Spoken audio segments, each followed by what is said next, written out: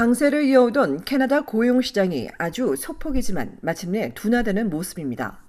시장에선 2만 개 일자리 증가를 예상하며 9달 연속 증가할 걸로 예상했지만 지난달 마이너스를 기록했습니다. 오늘 통계청은 지난 5월 일자리가 17,000여 개 줄었다고 발표했습니다. 핵심 노동인구에서 6만여 개 일자리가 늘었지만 청년층에서 77,300여 개가 사라졌습니다. 특히 온주에서 가장 많은 2만 4천여 개 일자리가 줄었고 노바스코시아주도 감소했으며 다른 주들 역시 소폭 줄었는데 이에 반해 매니토바주에선 8,200개 일자리가 늘었습니다. 지난달 비즈니스와 빌딩, 기타 지원 서비스 분야에서 실직이 증가했고 전문, 과학기술직과 도소매, 운송 및 창고, 의료 및 사회복지 분야에서도 일자리가 줄었습니다. 반면 제조업과 유틸리티, 농업 분야 등은 채용이 늘었습니다. 이 때문에 5달 연속 유지되던 실업률은 0.2%포인트 오르며 5.2%를 기록했습니다. 실업률이 상승하긴 지난해 8월 이후 처음입니다. 주별로 보면 브리티시 콜롬비아주는 그대로이고 엘버타와 퀘벡주는 각각 5.7%와 4%로 낮아졌는데 온주는 0.6%포인트 오르며 5.5%를 기록했습니다. 연방중앙은행이 기준금리 인상 결정 요인으로 꼽은 임금은 지난해 5월보다 5.1% 증가한 33달러 25센트입니다. 4월보다 약간 낮아졌지만 넉 달 연속 임금 인상률이 인플레이션율을 앞지르고 있습니다. 이렇게 임금이 오르면 물가를 끌어올려 또 임금 재상승으로 이어지는 연쇄적 반응을 일으켜 중은의 목표치인 2% 달성은 더 어려워지게 됩니다. 때문에 대다수 전문가들은 다음 달에도 중은이 기준금리를 올릴 것으로 보고 있습니다. 이들은 오늘 고용지수가 금리 결정에 영향을 줄 수는 있지만 인구와 소비 증가, 주택시장 강세는 여전해 현재로선 중은이 다음 달 금리를 더 올릴 것으로 예상된다고 전했습니다. 한편 그제 중은은 시장의 예상을 깨고 한 발 먼저 기준금리를 인상했으며 이보다 앞서 호주 중앙은행도 금리 인상을 단행하면서 동결 후 재인상 기조가 확산하고 있습니다.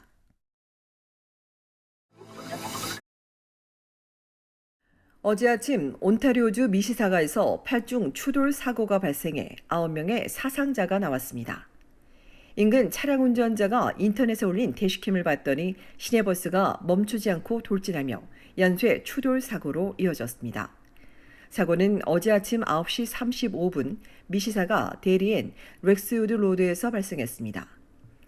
신호를 기다리며 차량들이 서행하는데 마이웨이 시내버스가 멈추지 않고 그대로 돌진하면서 SUV 2대와 택시, 덤프 트럭 등이 연쇄적으로 추돌했고 휘청하던 버스는 연기를 내뿜으면서 방향을 바꾸고 나서야 인도에 멈췄습니다.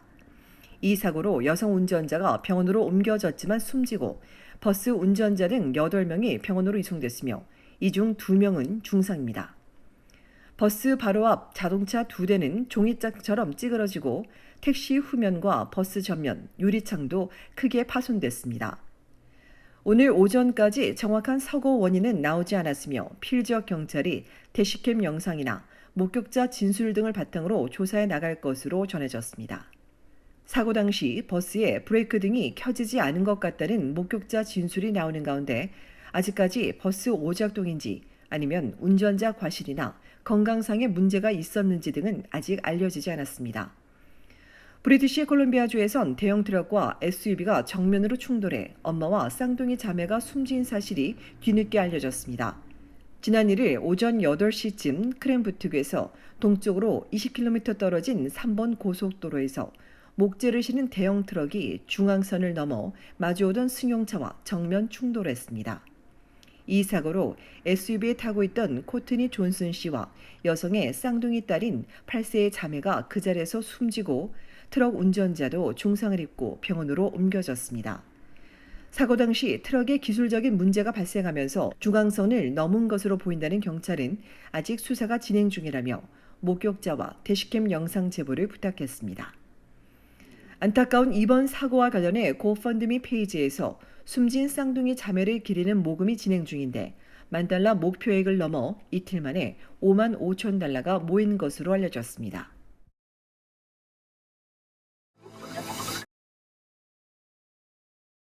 최악의 산불로 온타리오주 광역 토론토 등 남부 지역에 내려졌던 산불 연기 주의보가 오늘 오전 해제됐습니다. 연방 환경성은 산불 연기가 바람을 타고 다른 지역으로 이동하면서 더 이상 위험 수준이 아니라고 밝혔습니다. 이번 주 나흘 동안 토론토는 연기가 자욱하고 뿌연 하늘이 이어지며 한때 세계에서 두 번째로 최악의 공기질을 보이기도 했습니다. 그러나 오늘 오전 8시에는 토론토 공기질 지수가 2로 낮아지며 야외 활동하기에 적합한 환경으로 개선됐습니다. 다만 환경성은 이 지수가 4에서 6일 경우라도 기침이나 목 자극의 증상을 보이는 사람은 격렬한 야외 활동을 해서는 안 된다고 덧붙였습니다. 전문가는 이미 유입된 초미세먼지가 남아있을 수 있는 만큼 집안의 모든 문을 열고 환기시켜야 한다고 조언했습니다. 이처럼 토론토의 공기는 개선됐지만 온주 북부 50여 곳에서 산불이 이어지면서 놀스베이와 서드버리, 티민스 등은 여전히 매우 나쁨 수준입니다.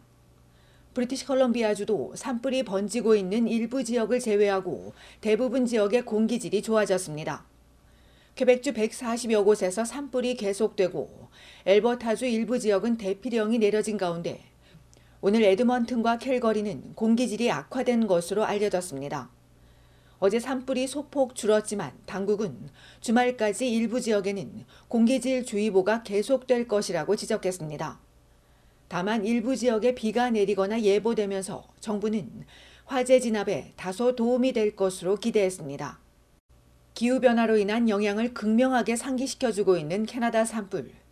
캐나다와 미국을 뒤덮은 산불 연기는 아이슬란드와 그린란드를 거쳐 멀리 노르웨이까지 미치고 있습니다.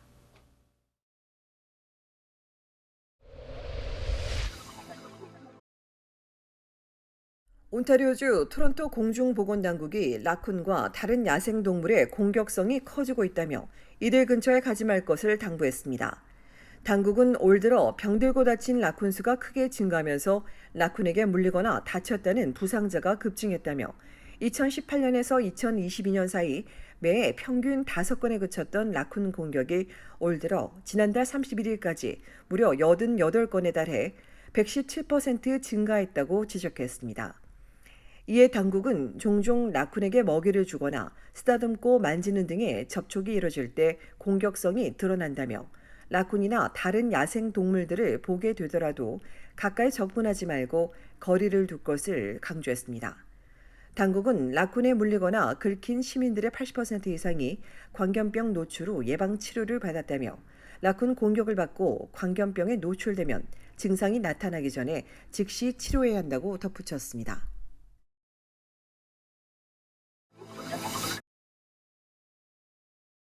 온타리오와 퀘벡주에서 육류 알러지를 유발하는 론스타 진드기가 발견돼 각별한 주의가 요구되고 있습니다. 등에 별 모양의 반점이 있고 주로 숲이 무성한 지역에 번식하는 공격적인 론스타 진드기는 온주에선 올해 2건, 2020년에 약 20건이 보고됐고 퀘벡에선 2017년 이후 5차례 보고됐습니다. 이 진드기에 물리면 고열과 두통, 근육통, 현기증, 설사 등을 유발하고 기저질환자는 치명적일 수 있으며 육류 알러지를 유발하기도 합니다. 당국은 올해 각종 진드기들이 확산하고 있어 공원이나 등산 등을 다녀온 뒤엔 옷이나 몸에 진드기가 없는지 꼭 살피고 디트 등이 함유된 기피제를 사용하며 긴 옷을 입을 것을 당부했습니다. 전문가들은 기온 상승으로 미국에서 진드기 서식지가 빠르게 퍼지고 있으며 기온이 상승하는 온주와 퀘벡까지 확대되는 것으로 추정했습니다.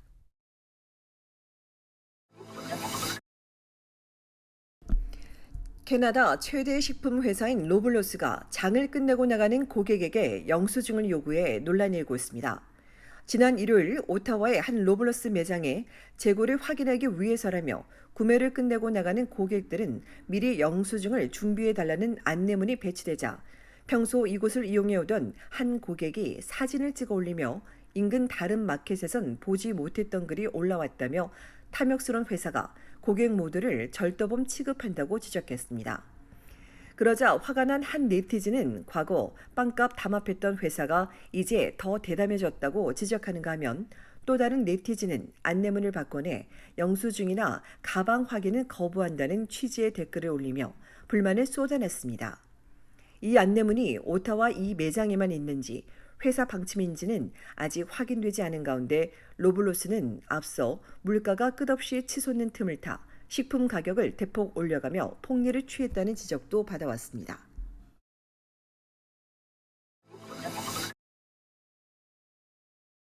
브리티시 콜룸비아주 주택 임대 차국이 임대주택 분쟁 해결과 여러 정보에 대한 실시간 통역 서비스를 제공하기 시작했습니다. 정부는 영어로만 제공되다 보니 영어가 익숙하지 않은 세입자와 집주인들이 언어 문제로 조사나 분쟁 등을 적절히 대응하지 못하고 서비스 접근도 어려웠다며 이 문제를 해소하고 더 쉽게 접근할 수 있도록 지난 4월 1일부터 한국어를 포함해 200여 개의 다국어 통역 서비스를 무료로 지원하고 있다고 밝혔습니다. 이에 세입자 옹호 관련 단체는 이전엔 가족이나 친구에게 부탁하거나 이마저도 어려울 경우 제대로 된 서비스를 받지 못했는데 이제 모두가 공정한 서비스를 이용할 수 있게 됐다며 정부 결정을 크게 환영했습니다.